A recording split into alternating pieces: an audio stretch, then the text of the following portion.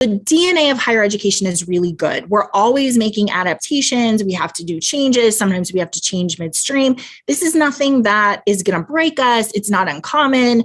We're actually good at adapting to what we need to adapt to. And so the first is that we are going to have adaptive change, continue doing what we're doing, but with these slight changes based on those things that I mentioned. And then the other is this idea of disruptive change, which is like, hey, things are very broken. And the new iteration of higher education is going to look very, very different from what we're used to. It's a different being. It's a completely different change. It's going to make everything else look really different. And so both of those need to be considered as we're thinking about micro change as well as that macro change.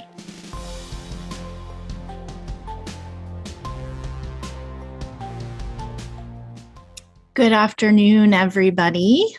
Hello. I am Rachel Phillips-Buck. You've joined us for Cap and Gown. I'm joined by Matt Boisvert. Hello, sir. Hello. It's great to see you again, Rachel. So welcome back. Had a little break. We have taken a little bit of a break and we're back now with season 2 of Cap and Gown. I was trying to think, Matt, we started last March? Is that right? Cap and Gown, although you and Anthony, we had been doing webinars regularly with Mission First with Anthony Melchiori. In March, we started Cap and Gown. And so this is our 38th episode. Wow, it's great. Pretty awesome. Well, thank you guys for joining us. I know some of you are joining us live. I know some of you make time in your week to join us. So thank you so much. You can find us wherever you listen to podcasts. Matt, I don't think that we said that Ferris Resources has launched our new website. I think maybe since the last time we had our podcast. So go check that out because there's a lot of great resources there. You can find all of those podcasts that we've done previously, as well as some things that we've written, lots of great resources on our website.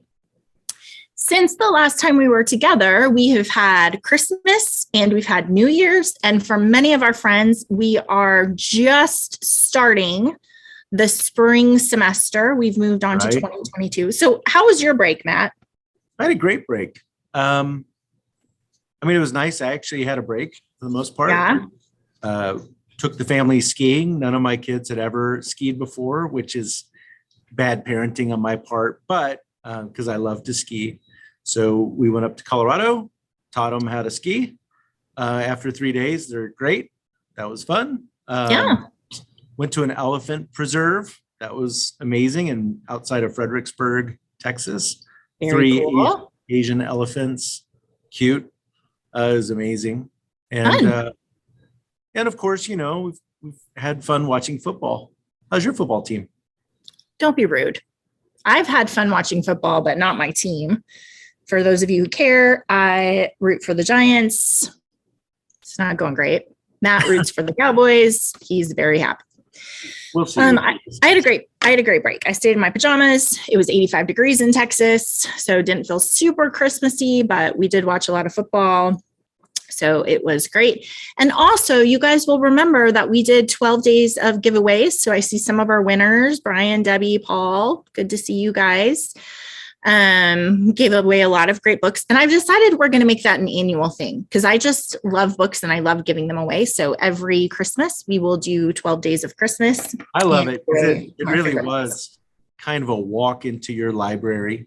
And, and so at the end of every year, you read a lot of interesting books. That'll be fun. Yeah, that'll be great.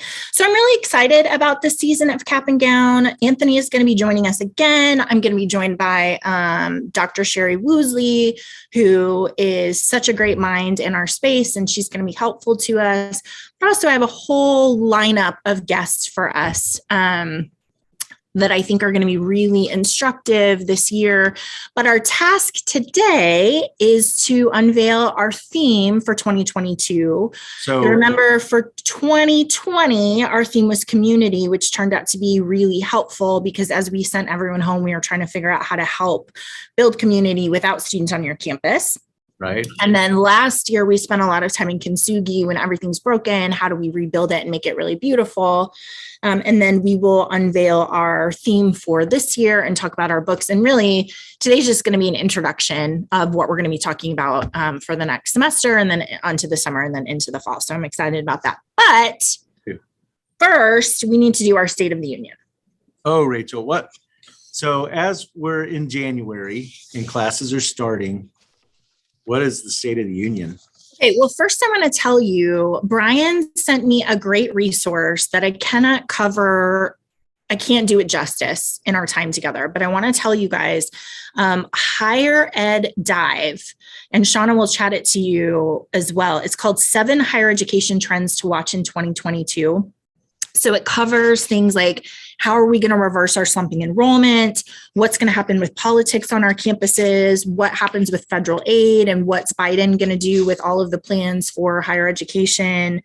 COVID impacts on campus, how technology is going to impact our campuses, and then also what's going to happen with testing and admission. So I would recommend that you check that out. It's a really good read and goes into a lot of detail about all of those things. Thank you, Brian Dawson. Yes, we have to also, you guys, I don't know, I'm happy for you to chat this to me or send me an email about this. What is happening with COVID and Omicron? And so we know that there's record numbers all over. There's an article in Higher Ed today about campuses that are adjusting academic calendars. Some of them are holding the first couple of weeks online and then kind of discouraging students from coming back until later, delayed starts, whatever. There's a lot of different things happening.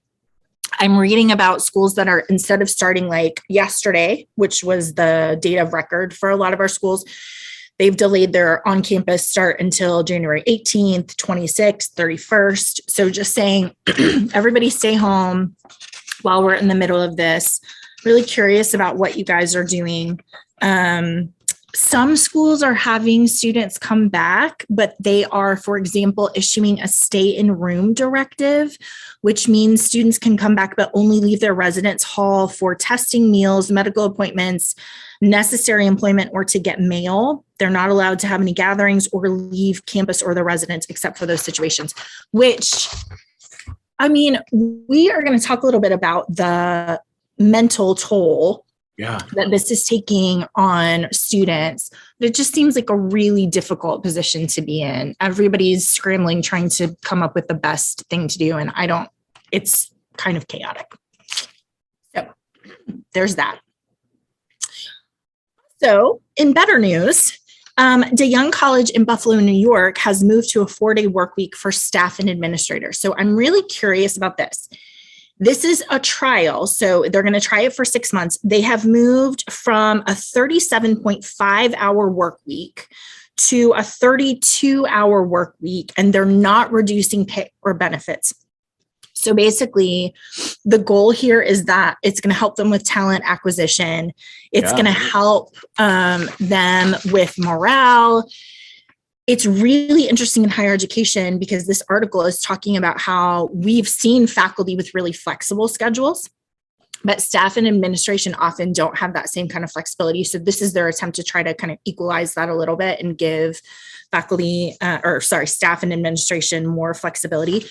In order to be eligible for this, though, they are asking everybody to enroll in professional development to level up their use of technology, because the belief is that if people can get more efficient with technology, then that reduced work week is still going to get the same results. More productive. Yeah, exactly. So I think it's a nice balance of like, hey, we want you to get more proficient and more efficient, but also we're going to give you some time off to be able to spend with your families. And I love this. You'll appreciate this, Matt. The quote in this is, if you have a happy staff, students are going to see it and they're going to gravitate towards that. Right. Absolutely. I've said that for a long time. Mm-hmm. Yeah. So I think that's great.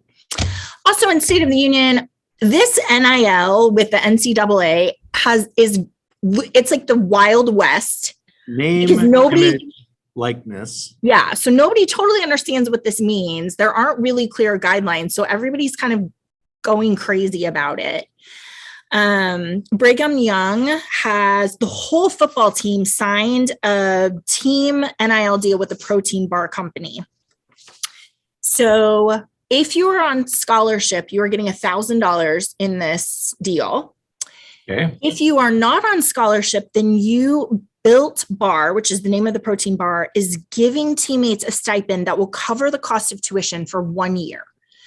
So the reason there's this discrepancy is because the NCAA says that there are some rules about scholarship limits for a football team. So they can't just, somebody who's already getting a scholarship, they can't just give them more because there's a limit on that. So that's kind of an iffy thing people are looking at, trying to figure out if they're breaking the rules or not.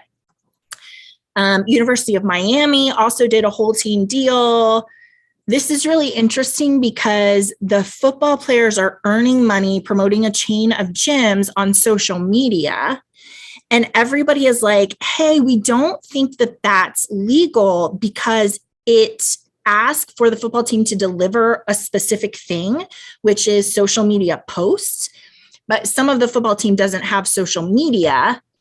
And so when you're getting money, but you're not delivering anything specific, it's called pay to play. And that is illegal. And that is what took down SMU back in the day. Right. So everybody is trying to figure out, like, if you don't provide a service, but you get money from this company, is that legal or is that not legal? So related to that, Rachel, there's the story of the Oklahoma quarterback. So one of the crazy things happening right now is the transfer portal.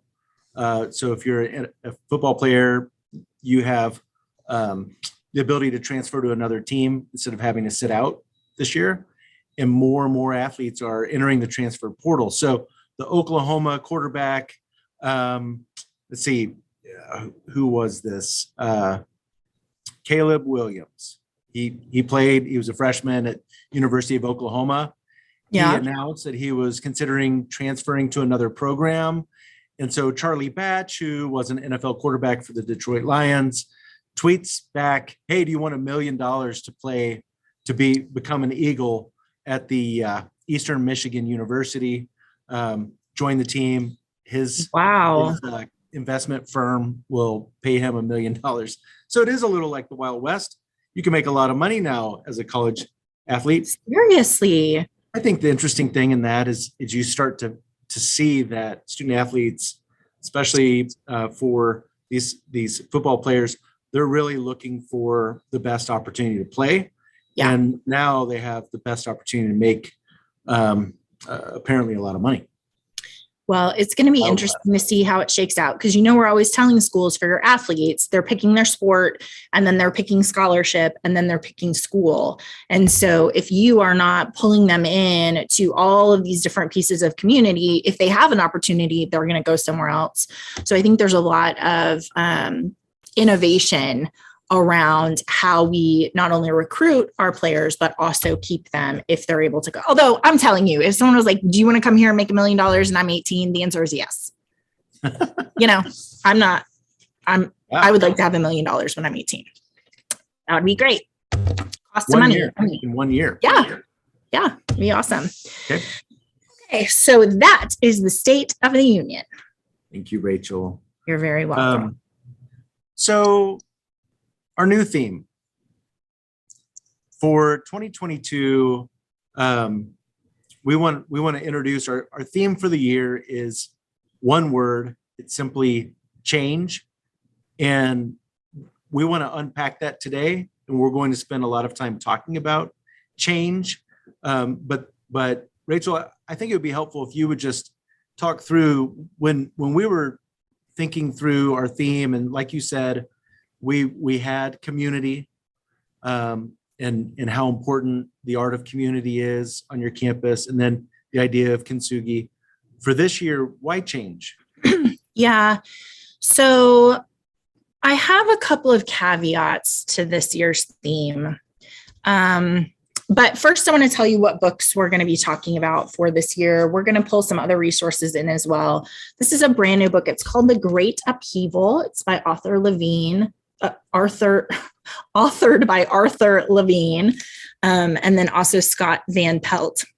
It's Higher Education's Past, Present, and Uncertain Future. So we're going to be talking about this book this year. And then also John Cotter has a new book that's called Change: How Organizations Achieve Hard to Imagine Results in Uncertain and Volatile Times. So we thought that that was really relevant. I think the uncertain and the volatile times piece is so, yeah, that's where we are. So we're going to be leaning a lot on these two books, like I said, as well as bringing in some others. But I would just say, I think change resonates for a couple of reasons. One is the need to change. And here's the balance, I think, of change. So I'm a person who loves change. I tend towards more chaotic than organized. I like different. I like new. I embrace change. I think it's really fun. Not everybody is like that. And so I think there's a little bit of resistance about change. I think there's a little bit of struggle when we talk about change for people who, first of all, let's just be honest, are tired. So I was telling you, Matt, like when I talk to our clients and I suggest a new thing or a change, there's just this look of exhaustion that comes over them. Oh, yeah. And is like, please don't ask me to do one more thing. I just can't. I don't have the mental energy to think about that anyway, other than just as a response. So I want for us to lay that out with change because I think it's incredibly important. Well, I think it's really important also to just acknowledge, I mean, a lot of that tired comes from a lot of change. I mean, there has already been a lot of change. So I could see someone saying like, why are you talking about change again? We've had a lot of change. So yes. And I think if we think about micro and macro applications of change, the macro application of change is we have changing demographics. So let me lay out the things that we know are changing. We have changing demographics. We have an advance of technology. We have globalization. We also have something that's called the rise of the knowledge economy. Have you heard this phrase before, Matt? Knowledge economy? Well, yes, in general, and then just talking with you today. So it's really interesting because this book defines knowledge economy specifically coming from higher education. It says higher education is the engine that powers global digital and knowledge economy by producing knowledge, preserving knowledge, and disseminating knowledge. So in contrast to industrial economies, which are rooted in natural resources and physical labor, knowledge economies are fueled by minds and information. So that kind of economy has an endless hunger for research and demand the most highly educated citizenry and labor force in human history. So we know all those things are coming. We were experiencing those changes.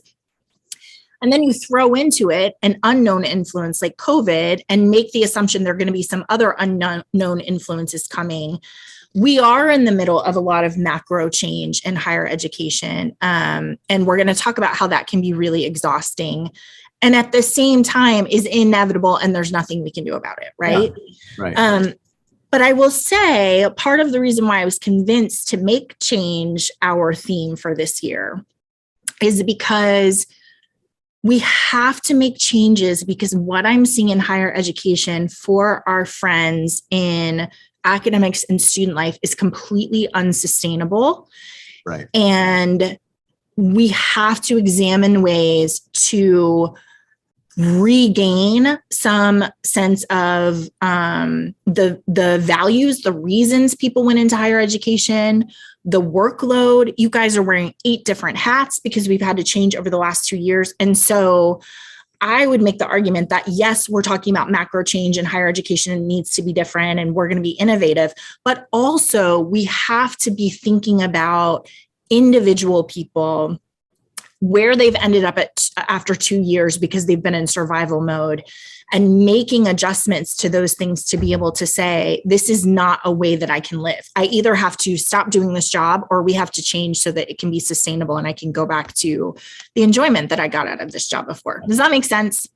It does. It really does. And I'm just thinking about for our friends and listeners, as we think about a knowledge economy, how much they know, especially about, thinking about sense of belonging and how important that is right now and how they're the experts on that. And so from a knowledge economy, leadership comes from expertise, right? And the ability for you to use or leverage that expertise to create great change, positive change, not a lot of the change that we've seen over the last couple of years that's been reactive and about preserving or kind of what we'll talk about, fear driven. For sure. Yep. I agree. So I do think we have a need to change, both to adapt to what's happening, but then also just in self-preservation so that we have some sustainable life going forward. And it's really interesting. This book, The Great Upheaval, is making an argument trying to figure out what kind of change is coming. And so there's really two different kinds of change. Thinking specifically of higher education, we have adaptive change, which is where we would say like the DNA of higher education is really good. We're always making adaptations. We have to do changes. Sometimes we have to change midstream. This is nothing that is going to break us. It's not uncommon. We're actually good at adapting to what we need to adapt to. And so the first is that we are going to have adaptive change, continue doing what we're doing, but with these slight changes based on those things that I mentioned. And then the other is this idea of disruptive change, which is like, hey, things are very broken. And the new iteration of higher education is going to look very, very different from what we're used to.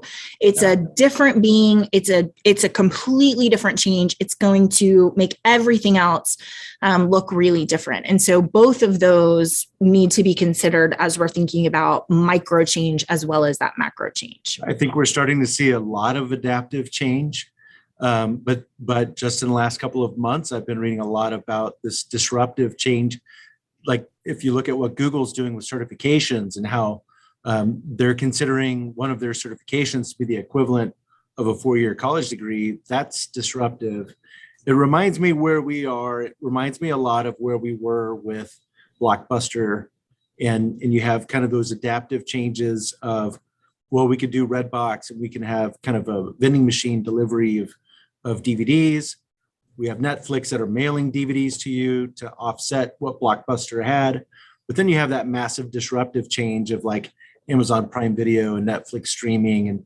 And so where are we headed with higher ed? Yeah, I mean, can we just be really clear that when Netflix stopped sending me my DVDs, I was very annoyed. You remember it was like there was an article in the newspaper, like, what is Netflix doing? You guys have broken your whole thing. You don't know what you're selling. Everybody loves getting DVDs. What's wrong with you? And they're like, sorry, okay, never mind. We'll send them to you.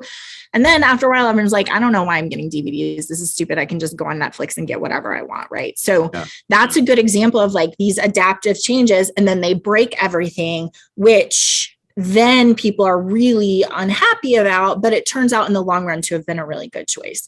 The other thing that I'll say about disruptive change is I think disruptive change is really fun to hear about in retrospect or to think about in the future, but it is not fun to live through.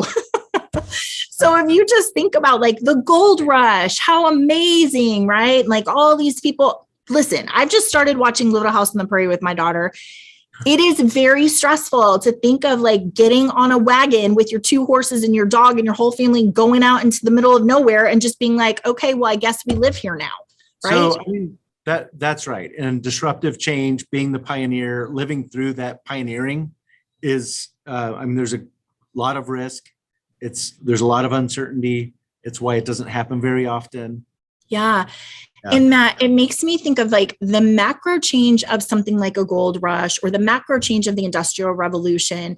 So as a whole, it worked out, right? We're like, well, we understand now how that changed our nation and how that changed families and work and prosperity and all of that kind of stuff.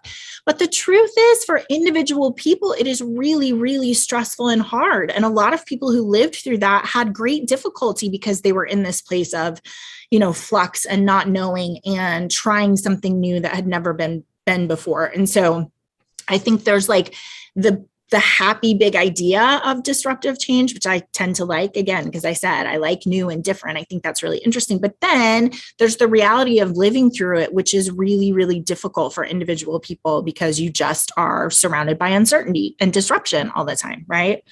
Yeah. So before we dive into our book on change, I want to talk about some of the challenges with change. We've already alluded to the first one, which I told you came from an interview I heard this morning with superintendents of schools all over the nation. And they were saying, they were trying to decide, like, do they close their K-12s? Do they not? Do they get substitutes? What are they going to do? Because so many people are out with COVID. And they were like, somebody is going to be mad no matter what we do. And I thought that is so true. When you decide to change something, somebody is going to be mad about it.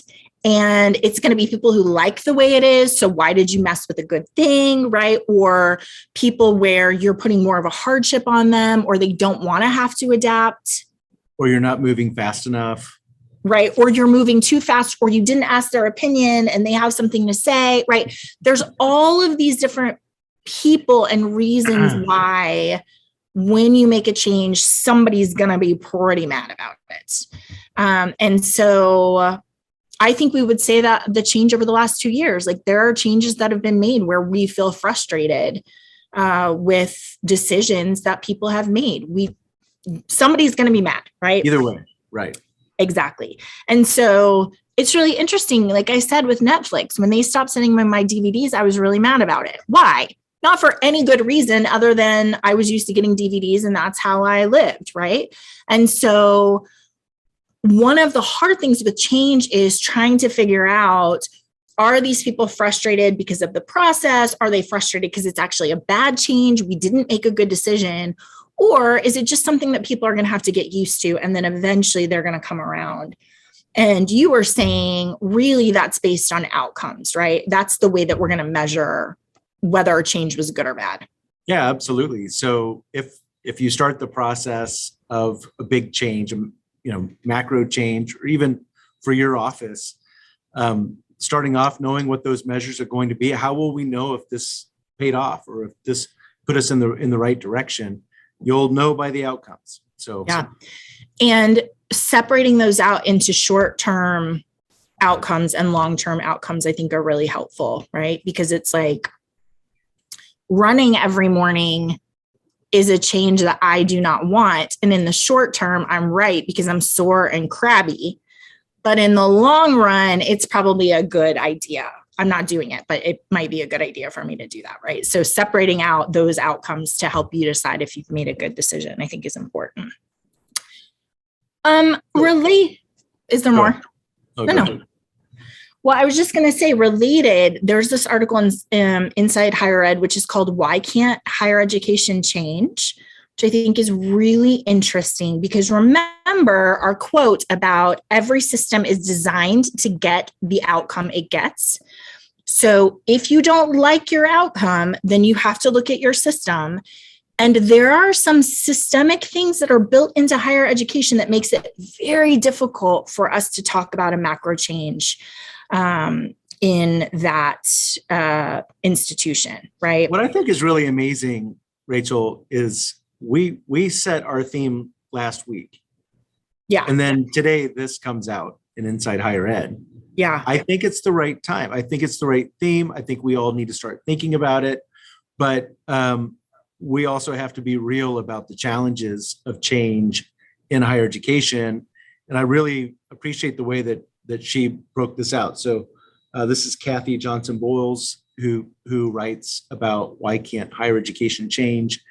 And I think if we're being honest, yeah, I love the first two pieces. It says, why is academia so conservative, risk averse, hidebound, deeply unwilling to make changes necessary to serve students in the contemporary world, all the while claiming to be searching for new models for addressing the needs of our students in a fast changing world?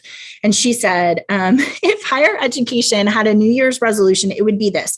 This year, we're going to really change. We're going to take risks, create a new model, and keep up with the world around us.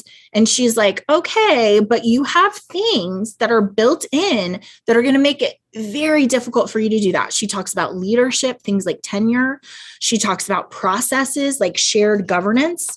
So thinking about, the government of colleges and universities and their rules. You have to do these things. It has to be this way, right? So their process. She talks about community and tradition and sort of renames that buy-in. And this is somebody's going to be mad. So if we change that, alumni are going to be really unhappy. Parents are not going to like it. Students are going to be mad. Our sister institutions are going to be unhappy with us. She talks about financial models. So thinking of resources. In order to make changes, take risks, and be nimble, institutions require flexible capital, which is something that many of our institutions do not have right now. And then also things like accountability in terms of oversight and accreditation. So thinking about the standards that accreditors are requiring of institutions, whereas when Google is doing, these what is it called? Certifications, they don't have the same sort of hurdles that they have to jump over because they're not accredited. So really thinking through some of those built-in pieces that keep higher education very stable. It's this historic institution that has always done things in this way. It's as old as our country and older. And we just have some of those things built in that either have to break or we have to be really strategic with the way that we change those. So I think that that's interesting there. And then the last challenge that I think will resonate with you guys. Oh, yes. Before you go there, and if we just are honest about our colleagues, people who are attracted to work in higher education, when I first started in higher education, a relative of mine was like, that's a very secure industry. And that that stuck with me. It was like, it's stable, it's secure. Going to be around. There's not a lot of turmoil in higher ed. Little did they know. Yeah, they didn't know. But really, when you think about those who are attracted to higher education, I mean, there definitely is a part of that it's stable. It's an environment where I can focus on my own growth and research right. And so it's not like higher ed is not known for attracting people who are on the cutting edge of technology or cutting edge of. Yeah, Matt, it's interesting because I think the two things that, as we're talking about stability, higher education is an institution, and that is really attractive to some people, right? Because an institution has this history and it has rules and it has value and purpose. And a lot of people go into higher education like that institution, that they want to join this group of people who are trying to accomplish things and have a long history. But also I will say, and maybe other industries are like this, but higher education has sort of like what do they call it with coaching, where you can be like, here's the coach, and then has the coaching tree, right? A lot of higher education has that, where it's like, Edie Schultze was my dean of students and I was an RA, and then I worked under her and then they worked under me. And so you do have this stability coaching tree where you're trying to continue on and do like your mentors did. And especially if you're thinking about a faith-based institution or, some of our smaller schools, there is this legacy feeling. And so the idea of change can be really overwhelming. And it's the opposite of why you joined this institution with this legacy, right? That's exactly right. Yeah. Okay, so the last challenge I want to talk about is decision fatigue. This, I think we're all very familiar with this. I said to you that my daughter was not feeling well this morning. And so before I got to work at 8:30, I had already made 25 decisions because she was not feeling well. So she wakes up, she's not feeling well, take her temperature. She doesn't have a fever. Okay. She's not going to go to school. Has she been around anybody who has COVID? Yes. Her friend has COVID. Do I need to do a test for her? Do I need to call the school? Like before I started my day, I had all of this mental load that has nothing to do with anything I would have been doing 2 years ago. When you talk about taking her temperature, I don't know about you, but the number of times I've been taking temperature around the house, I mean, the number of thermometers in the house, that's a whole new. Yeah. Hand sanitizer. I might come into work. Might have a sore throat. What do I do? Do I wear my mask? Do I not wear my mask? So I'm just saying to you that I think the reason I get the deer in the headlights face when I say, hey, let's do something different is, oh, Rachel, can I just not have one more thing to decide on and to think about? We're always talking about brain calories, and it is really difficult when you are using brain calories for all of this stuff, think about, so that's in our family, forget about at work. I know some of you guys are doing COVID stuff and you're tracking people down and you're making sure they're vaccinated and you're making sure they've turned in their paper. I mean, we just are so tired of having to make decisions about things that we've never had to think about before. And I would just like to have one normal day where I just don't have to think about anything. It's one of the reasons why Christmas was so relaxing for me, because I just stayed in my house. I'm an introvert, so I was happy about that in my pajamas. And I did not think of COVID one time because I just did what I was doing, right? So I think we are really struggling with decision fatigue. And what I'm hoping when I'm presenting to you guys is that maybe if we can think about change in the right way, we actually are going to be released from some of the challenges of change, because we don't have the option to say, I don't want to change. We just don't have that option. That is happening.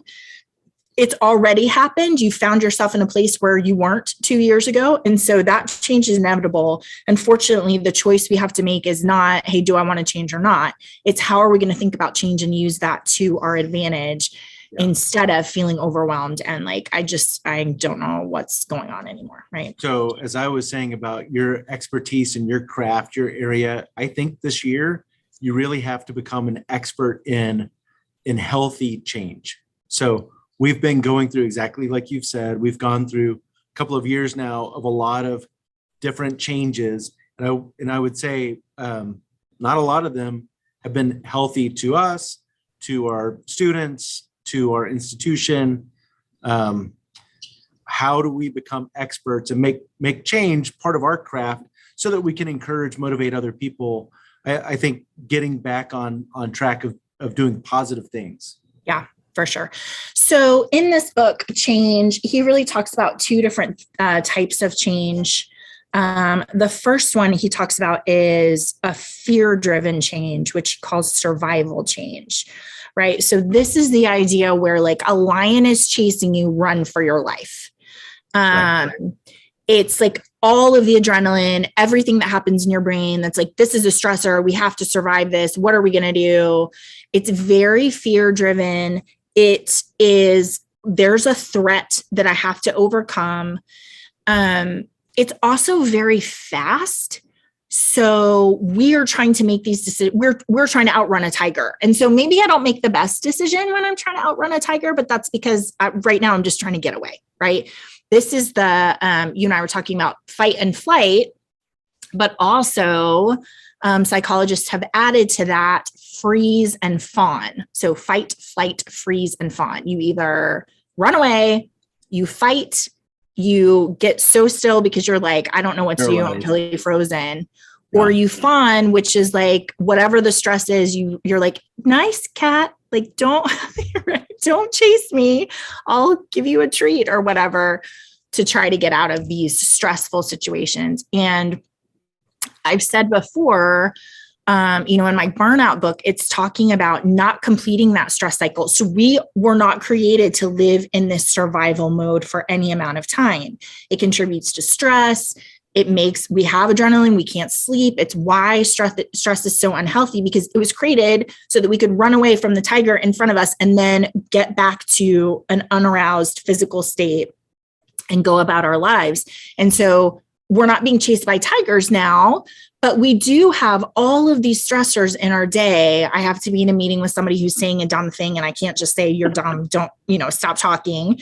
So when I leave that meeting, I still have all of that physical arousal that's happening, which is not healthy. It's not calm and it's not peaceful. And so you have to figure out a way to release all of that so you can get back to kind of an even place. And the problem with survival change, which is what we've been doing for 2 years, is that it's reactive. And we are constantly trying to solve a problem now instead of taking a step back and being like, hey, what can I do about this? Being upstream, being creative. And I think a big issue, with a survive kind of focus is that it sucks all of the creative power out. The ability to think creatively, think long-term, because this is an immediate, I have to survive right now. And then once I survive, I can start thinking long term. But right now, my livelihood or life is at stake. So I think that's one of the real problems that we've had, and we've had at a lot of institutions. And let's be honest, before COVID, this was happening. For sure. I mean, before COVID, universities were challenged. We had schools that well-known, closures, and alumni who don't like that change, and they're willing to put money back in. But a lot of conversation before even COVID. And I remember, I mean, you and I have been to a number of campuses that are operating under this survive-based change, fear-driven change. And what we all know, it turns out to, well, it's driven by data, typically financial data. It's driven by enrollment data and trends, and this is where we're headed. And therefore, we need to make cuts. And part of that change is, guess what? You just added 3 more roles, right? But you no longer have your colleagues to help you. Yeah. And I remember going to one specific campus that year over year had been making these cuts, and they were just everyone was demoralized. It wasn't just fear and anxiety. It was they had no excitement, and so going to that school and trying to show them, hey, there can be change, but it actually can be a growth-oriented change and make an impact, improve student retention, change everything. And once we started using different data, presenting that and changing kind of that a change in the framing of what was happening and how to solve the problem, you then saw excitement, energy, passion. Oh, I can be a part of a solution, not just at the whim of the CFO. Yeah. That you're allowing creative power. Because as you said, I was thinking about the early days of Ferris, when it's just the two of us and our developer, and we're trying to get clients and we're trying to build a business. And you were such a great boss to say, like, Rachel, there's, of course, I hope we're going to make it, but you cannot live in a place where you're afraid we're not going to make it. Like, I'm going to hold that away from you so that you can talk to clients and build the software and be creative and be thoughtful and build all of the stuff that we need so that then we can be successful. Because if you come to work every day, in fact, we've known some people who do this, who would come to work and be like, I wake up every morning afraid, that I'm not going to be successful, that I'm not going to be able to do what I need to do. And we're like, that is a terrible way to live. Also, you can't be successful. You can't. If you are under this weight of fear, you can't have creative power to then be able to say, here's what we're going to do in order to solve this problem. So I think that's really, really difficult, especially given all of the things that are happening now that are making people fearful, right? It's hard to find that creative power to be able to do something. The other thing I want to say about the survival change is that we don't want to move away from it. Like, don't turn off your survival change, because it is still helpful. Like, if a tiger comes after you, you still have to be able to survive, right? So good leaders have that survival change lens on, and they're alert, but they're not overwhelmed with, oh my gosh, we're dying, what are we going to do? They're able to have this balance. And I think it's incredibly difficult if you think about how technology confuses our brain, because when I get a 4 a.m. email, that feels like an emergency, even though it's not. Or when I get a text, it's like, hey, can you take care of this thing? And I feel like, oh my gosh, I've got to do something about this. So technology confuses us and makes us think we're running for our lives, when really that can wait. And we don't have to respond with this surge of adrenaline where we have to fix it. So we're really fighting a hard battle to stay out of that survival place constantly, to be, like I said, alert, but not overwhelmed with what are we going to do? Everything's blowing up and it's an emergency. So I think it's a really difficult place. We don't want it to be a distraction or a drain to us. We want to be able to then sit in a healthy place. So the next piece is thrive. So we want to move from survival change to thriving change. So Matt, can you tell us about that a little bit? Well, it's just so when you're looking at what's happening right now, where are the opportunities? And how can you align your strengths to opportunities that you see? And so we've spent so much time talking about our weaknesses and our threats and focused on that, survive. But this is focused on, these are our strengths and these are the opportunities that we see. And when we look at these opportunities, how can we be innovative? What are some innovative things that we can do? What are some ways that we can build collaboration? As we've talked about, and as we unpack this over the next few weeks, it's really energizing to me. I like ideas. I thrive on ideas. So to be back in a place where I can talk about, hey, this is what we see ahead. How can we take advantage of that?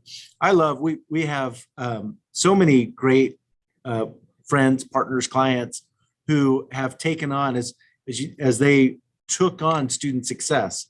Maybe they didn't have a lot of experience with student success in the past, but this is a change that they embraced. And what you saw as they were using our system and talking with you is this new passion and new ideas. And hey, can I do this? And this is a way that I want to connect with faculty. Help me, like how. So I don't know. Thrive is about possibilities. It's about new opportunities. And again, as we think about, well, what do you know? What are you an expert in? How do you then leverage that as you look at, yes, higher ed is changing, the landscape is changing, but you have strengths to be able to match up with what's needed out there. As we talk about some of the gaps in K-12, some of the things that our schools are doing to partner with their local schools or top recruiting high schools to be able to make connections with students, that's amazing. So there's a lot of opportunity to innovate in this environment right now. And that's really what Thrive is about. When you're feeling, energy towards something, when you're thriving, when you're ready to take on a new thing. And so that's what we're wanting to help our schools and our listeners today start thinking about. What are those things that we do really well, and how does that match up with some of the unfolding opportunities? Matt, as you're talking about that, it just makes me think in some ways we have to have permission to move out of survival change into thriving change. Because there's punctuation there, right? It's like, we're so busy and we have so many things that we're worried about and so many things that are really hard, and the way that we've been living, which is we don't know, and then something new happens, and we're in that mind frame. And in some ways you need permission to be like, hold on, like, let's pause for a minute and figure out what's going to help you thrive. We said in one of our last podcasts, this is what we're asking all of our colleagues, right? As we're doing goal setting for this year, we're saying, what are the things that you need in order to thrive, not just in your position, but also in your life? Yeah. And so the punctuation is say, hold on one second. What if this could be a great day? I was telling you, like, the best example I have of this is like when I'm a slave to my calendar, when it's like, you have to do this and this and this and this. And I come in and I'm mad and I'm going to have a bad day and I'm in survival because I'm going from one meeting to the next, to the next, to the next. And you're like, what's wrong with you? And I'm like, this is a stupid day. I hate it. I hate everything I'm doing. It's terrible. And then you're like, I'm canceling these 3 meetings with our team. You need some space to just be. And it's like, what happens when I move from that survival, like everything is hard and I hate it and I'm just running from the lion, to you being like, what if you had space in your day to be thoughtful and to take care of the things that are important and to think, right?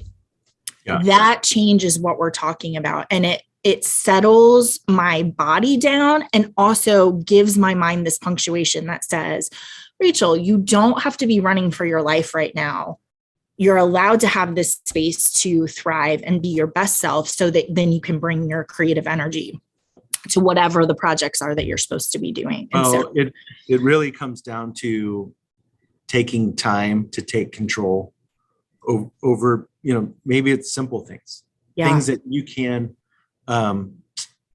bring order to, that you can bring control to, that then puts you in a better place. So when you're in survival mode, you don't have a lot of control. Yeah. When you have the space, take control, that can put you in that place of being innovative, thinking about the future more long term. Yeah. It reminds me of, so Matt and I have this pastime of going to Starbucks in big cities. My favorite is in Chicago, where we went to the Starbucks that's like under the train station. And so every 7 minutes, the entire Starbucks is filled with people, like 30 people. And they have, what do you think, 15 baristas all doing these different jobs. It's like a dance. An orchestra, yeah. Yeah. And so everybody's doing a different thing. They serve the 30 people, they leave 7 minutes later, 30 new people come in. So we love watching good baristas do their work.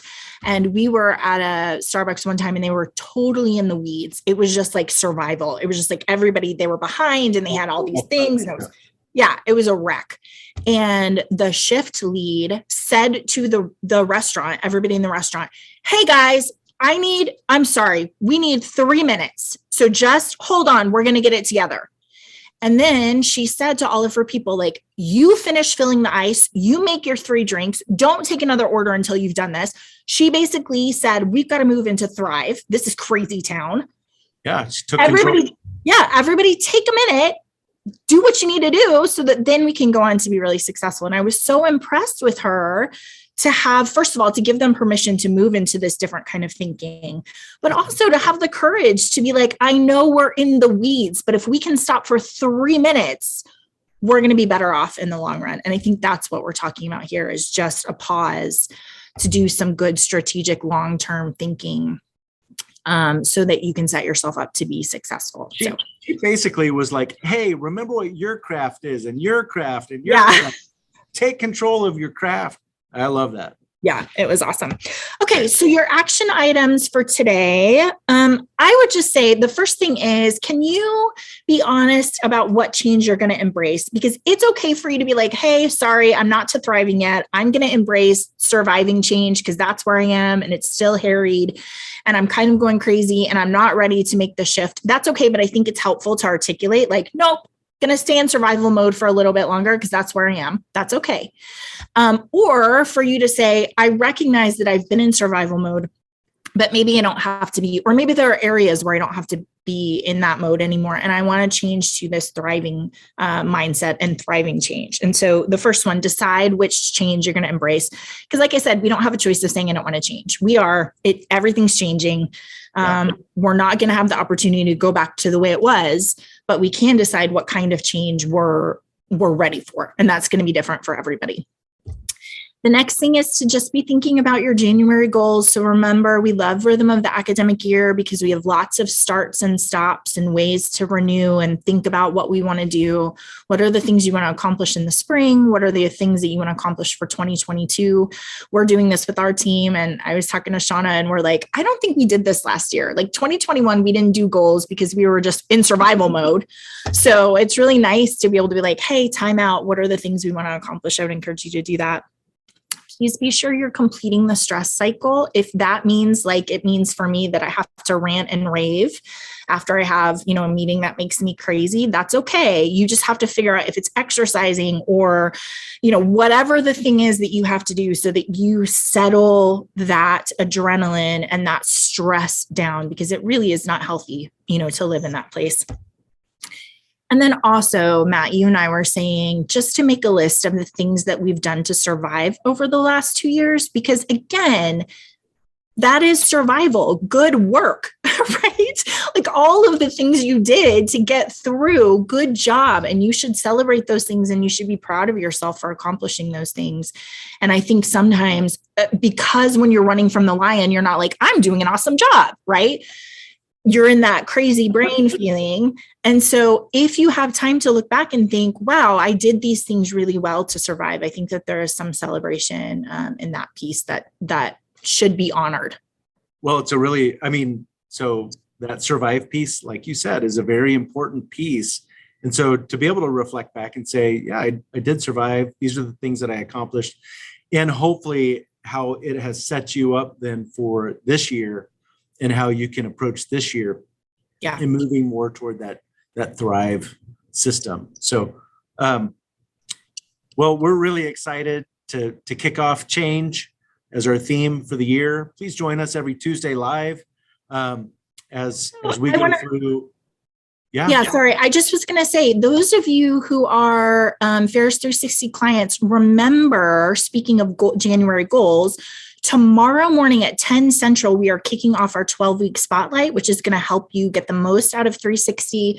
We're going to do roundtable discussions. I think we have something like 70 of our clients going to join us. And so if you want to be part of those community discussions, you should have gotten an email from us, but if not, feel free to email me. I think it's going to be a really helpful community time for us. So I'm looking forward to that.